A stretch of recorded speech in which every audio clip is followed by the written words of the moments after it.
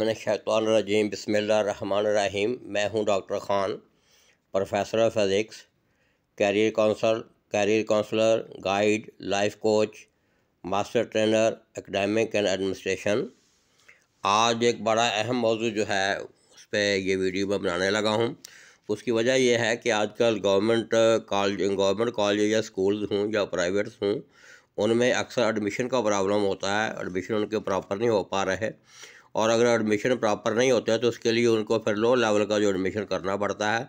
और जब वो लो लेवल का एडमिशन करते हैं तो वो स्टूडेंट या तो फेल हो जाते हैं या ड्रॉप आउट हो जाते हैं। तो ये बहुत बड़ा इशू है। एक दो प्राइवेट इदारों में मुझे काम करने का मौका मिला या उनसे मुंसलिक होने का मौका मिला, तो उनका बहुत बड़ा इशू था। उस पर ये जो मॉडल अभी मैं बात करने लगा, यूनिसेफ जो है उसका सर्वे है। इस पर उन्होंने एक मॉडल जो है वो बताया है कि उस मॉडल को अगर प्रॉपर इस्तेमाल कर लिया जाए तो इस मसले पे काबू पाया जा सकता है। और वो मॉडल है जिसको मैं कहता हूँ DEWS, drop out early warning system. और उसको मैं बतौर टूल इस्तेमाल करूँगा इस वीडियो में फॉर पब्लिक सेक्टर मैनेजमेंट। तो इससे पहले कि मैं इसके वजाहत में जाऊँ, आपसे उम्मीद करता हूँ कि आप इस वीडियो को पहले की तरह लाइक भी करेंगे, सब्सक्राइब भी करेंगे, कमेंट्स भी करेंगे। पहले जो आपने मेरी वीडियो को वज़ीरात दी है उसके लिए शुक्रिया।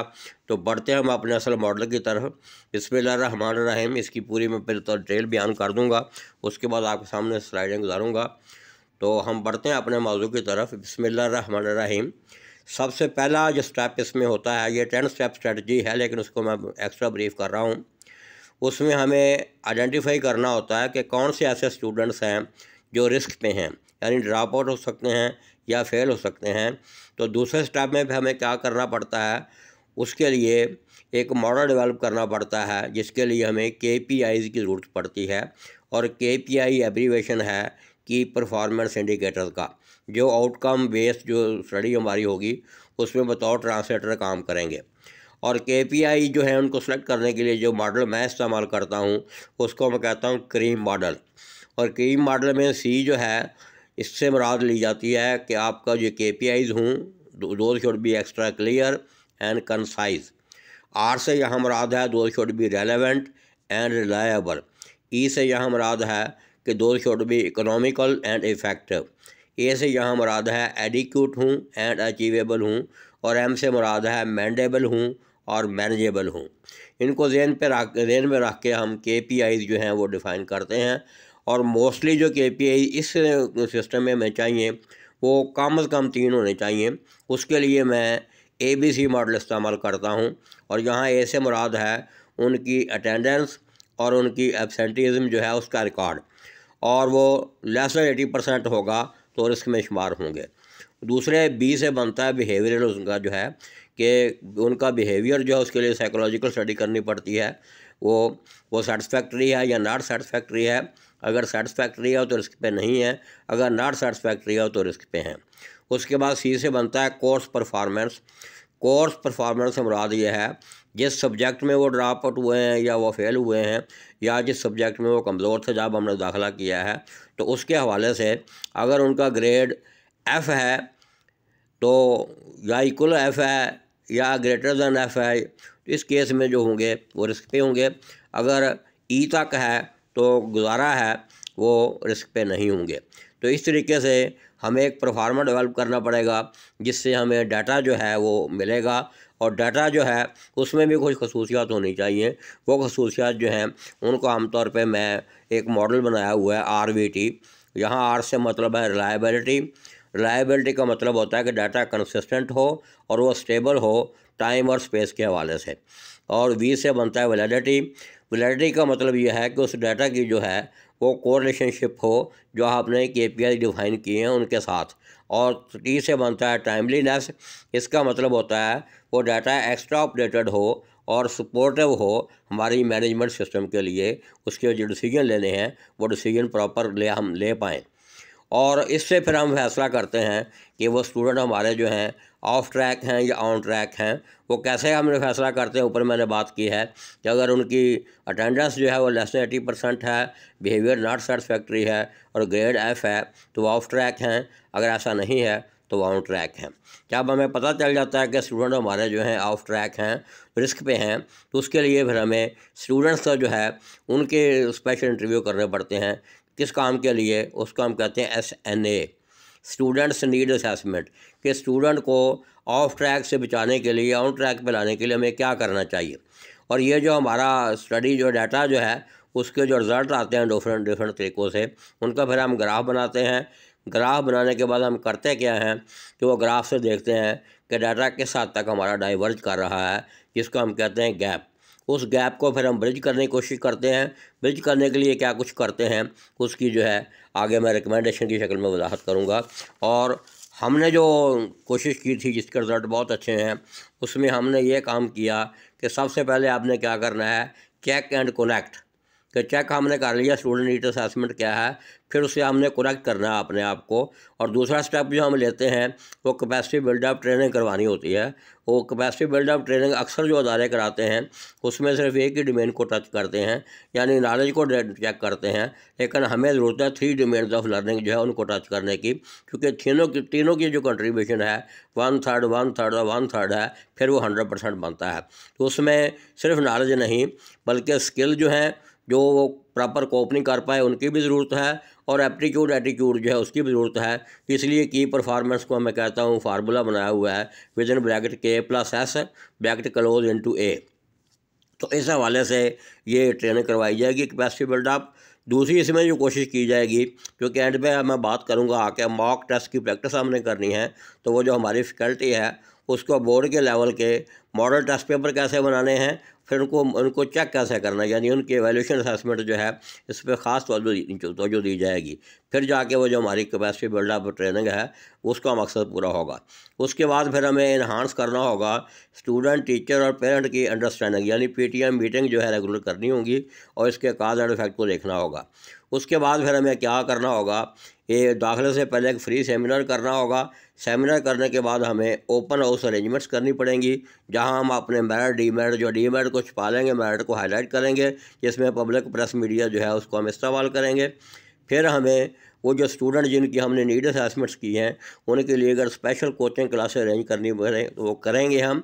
उसके बाद जो मैंने बात की है उनके बाद रेगुलर टेस्ट जो हैं, मॉक टेस्ट जो हैं, उनकी प्रैक्टिस कराई जाएगी, उनकी एवेल्यूशन असेसमेंट की जाएगी, जिसको रेगुलर बेसिस पे चेक किया जाएगा। तो इसके लिए मुझे क्या करना पड़ा था, वो उस अदारे की जो फैकल्टी होती है जहाँ मैं गया था उससे मुझे मीटिंग करनी पड़ेंगी। मीटिंग करने के बाद जितनी मैंने बातें की हैं इनको फैकल्टी के ज़रिए मैं थ्रेश आउट करूँगा, जिसको मैं सूट एनालिसिस और पेस्टल एनालिसिस कहता हूँ। वहाँ से मैं देखूँगा कि असल इसका काज क्या बना है, फिर इसके इफेक्ट को हम टारगेट करते हैं और इस तरीके से इसके रिजल्ट बहुत अच्छे आते हैं। अब मैं स्लाइडें जो है यूनिसेफ का जो काम है वो आपके सामने गुजारता हूँ। सारी वजाहत तो मैंने आपके सामने कर दी है। ये वो 10 स्टेप्स हैं जिनको मैंने ब्रीफ किया है कि कैसे हम यहाँ तक पहुँचते हैं।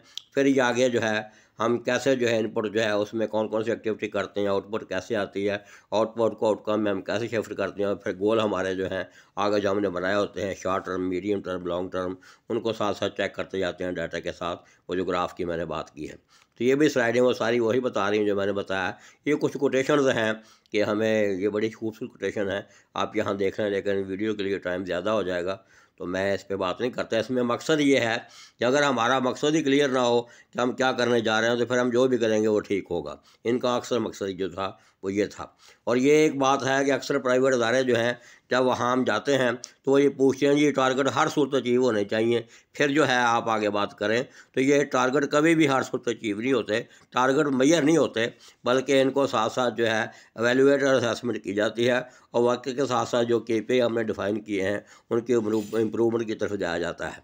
तो ये मॉडल जब हम इस्तेमाल करेंगे तो फिर इसमें प्रॉब्लम का जो हल होने का चांसेस है कि वो जो हमारा पहला मसला है अक्सर को देखा गया है कि 10% उसके चांसेस होते हैं कि फ़र्स्ट अटैम्प्ट में हम इस पर काबू पा लेंगे, लेकिन अगर ऐसा नहीं है तो बाकी में 20% चांसेस होते हैं कि सेकंड अटैम्प्ट में हम अपना मकसद हासिल कर लेंगे। यहाँ चूँकि मैंने रिस्क की बात की थी तो लोगों ने ये भी पूछा था रिस्क से आपकी क्या मुराद है। रिस्क से हमारी मुराद होती है अनसर्टेनिटी, यानी जो हम प्लानिंग कर रहे हैं और हमारा एक्चुअल पोजीशन क्या है उसमें जो डिफरेंस होगा उसको हम कहते हैं रेजिड्यूल रिस्क। उसको एक्सेप्ट करना भी ज़रूरी है और उस पर एक्शन प्लान जो है वो भी करना ज़रूरी है। तो दोनों सूरतों में 100% गारंटी कभी भी नहीं दी जा सकती, उसको इम्प्रूव करने की कोशिश की जा सकती है और यही हम करते हैं। ये वो क्रीम जो मॉडल है जिसकी बुनियाद पर हम KPI डिफ़ाइन करते हैं। उसके बाद फिर इसके रिलेटेड कुछ कोटेशंस हैं, वो मेरा ख्याल ये वो पैरामीटर्स हैं जिसके हवाले से हम वो डाटा इकट्ठा करते हैं। जो मैंने आपको कहा था परफार्मा बनाना पड़ेगा, उसकी वैल्यूएशन असेसमेंट करनी पड़ेगी, तो इसको भी आप देख सकते हैं। ये वो चीज़ें हैं कि हमने जो बेसलाइन तय की होंगी और हमारे जो डिज़ायर्ड लेवल हैं उन दोनों को मिला के हम अपने जो टारगेट है उसकी परफॉर्मेंस देखेंगे, किस हद तक वो अचीव हुए हैं, किस हद तक वो नहीं हुए। ये एक खूबसूरत बड़ा कार्टून है। आमतौर पे कार्टून में बड़े काम की चीज़ें होती हैं, तो उसमें नीचे एक चीज़ लिखी हुई है, इसको आप गौर से पढ़ें भी और सुनें भी और समझें भी। उसमें लिखा हुआ है how accurate is our misinformation. Disinformation लिखा का मतलब है कि जो हमने प्लान किया था उसकी ग्राउंड फुटेज कैसी थी और हम जो हासिल कर पाए हैं वो उनमें दोनों में कितनी एक्यूरेसी है, यानी कितनी अनसर्टेनिटी पाई जाती है, रिस्क हमारा किस लेवल का। यह कार्टून बड़ा अहम है। ये पहले जो मैंने बातें की उसकी समरी आगे आ गई है, फिर समरी के बाद फिर आगे जो असल बातें करनी है कि आउटकम है कैसे करेंगे। ये जो मैंने कहा था टारगेट हम बनाते हैं, पहले शॉर्ट टर्म टारगेट्स होते हैं, फिर मीडियम टर्म होते हैं, फिर लॉन्ग टर्म होते हैं और सिस्टमैटिक हम उनको चेक करते हैं। ये भी आगे उसी की वजाहत है। और ये जो हमने जैसे जो अचीव किए हैं उनकी कैटेगरीज होती हैं, तीनों को मिला के फिर हम ओवरऑल अकोमोलेटिव इफेक्ट देखते हैं। और ये जो पहले मैंने बात की है फिर हम इसकी प्रैक्टिस करवाते हैं अपनी फैकल्टी से कि उसके ग्रुप एक्सरसाइज में आप बताएं आपको जो जो डायरेक्शन दी गई थी उस पर आपने क्या कुछ काम किया है और आपकी आउटपुट क्या, यानी काज एंड इफेक्ट छुरी लगा के उसकी इम्प्रूवमेंट या देखते हैं, उसमें कहाँ कहाँ और गुंजाइश है अगले जो टर्नओवर है उसमें उनको हम टारगेट करते हैं। उसके बाद ये सारा फिर हम बताते हैं ये ओनरशिप या मैनेजमेंट जो है उनको कि ये हमने सर अचीव कर लिया है, ये हम इंशाल्लाह अचीव कर लेंगे। उसके बाद हमने उसको मेंटेन भी करना होता है, उसकी क्रेडिबिलिटी भी होती है, क्योंकि इन कामों से अदारे का इमेज जो है वो बड़े बुरे तरीके से मुतासर होता है। तो उसको फिर पहले तो कोशिश है कि मुझे मुतासर ही ना हो, और मुतासर हो भी जाए तो उसको कैसे हमने ओवरकम करना है वो है। ये वो ग्राफ जिसकी मैंने बात की थी उसकी एनालिसिस है। और ये जो 3 शर्तें थी डाटे में, रिलायबिलिटी, वैलिडिटी और टाइमलीनेस की मैं वजाहत कर दी है। ये आगे इसकी मज़ीद वजाहत है। मज़ीद वजाहत के बाद फिर वो डाटा जो है उसकी करैक्टरिस्टिक्स हैं कि डाटा किस किस्म का होना चाहिए। ये वो ग्राफ हैं, आप देखें इसमें अगर आप देखेंगे तो रेड लाइन जो है वो हमारी प्लानिंग थी और एक्चुअल हमारा जो डाटा है दोनों ग्राफ में जो है वो आप एक मैच नहीं किया, सुपर इम्पोज नहीं हुआ, डाइवर्ज हुआ है। तो यहाँ से हम जो है अपनी अनसर्टेनिटी की रिस्क निकालेंगे, उसको जो गैप में कह रहा हूँ उसको ब्रिज करेंगे। ब्रिज कैसे करना है उसके लिए मैंने आपको जो है वो जो रिकमेंडेशन इसके लिए की हैं वो आप कर दिए हैं। ये वही रिकमेंडेशन है, इसका स्टाइल ज़रा डिफरेंट है। तो इस तरीके से फिर हमने क्या लर्न किया, कैसे हमने ऑपरेशन की, स्ट्रैटेजी जो हम आज पे जाके ये सारा कुछ करने के बाद स्ट्रैटेजी को फार्मूलेट करेंगे, उसको इम्प्लीमेंट करेंगे और फ्यूचर में हम उसको अप्लाई करेंगे तो इंशाल्लाह ये मसला भी ख़त्म हो जाएगा। मसला ख़त्म होने के बाद अदारे का इमेज भी डेवलप हो जाएगा और आगे हमें ये मसला नहीं बनेगा। ये कैसे इंप्रूव करेंगे, ये आगे ग्राफिक उसका स्केच है कि जितने हम ये पॉइंट दरमियान में बढ़ाते जाएंगे उसमें ओवरलैपिंग के चांसेस बढ़ते जाएंगे, उतनी हमारी एफिशिएंसी बढ़ती जाएगी, उतनी सर्टेनिटी बढ़ती जाएगी, उतनी अनसर्टेनिटी कम होगी, उतना रिस्क फैक्टर जो है कंट्रोल हो जाएगा। तो ये कार्टून और है बड़ा खूबसूरत, उसमें लिखा हुआ है कि स्टॉप जो है whimpering and spin the wheel blame, आगे लिखा हुआ लिप्टन, ये उसका नाम है बंदे का। वो कहता है कि अल्लाम तराशी छोड़ें, इसको जो है शक वाला जो पहिया है ब्लेम वाला उसको घुमाएं और घुमा कर देखें, आपका शक जो है यानी तेज़ घुमाएंगे तो शक जो है ऑटोमेटिकली दूर हो जाएगा।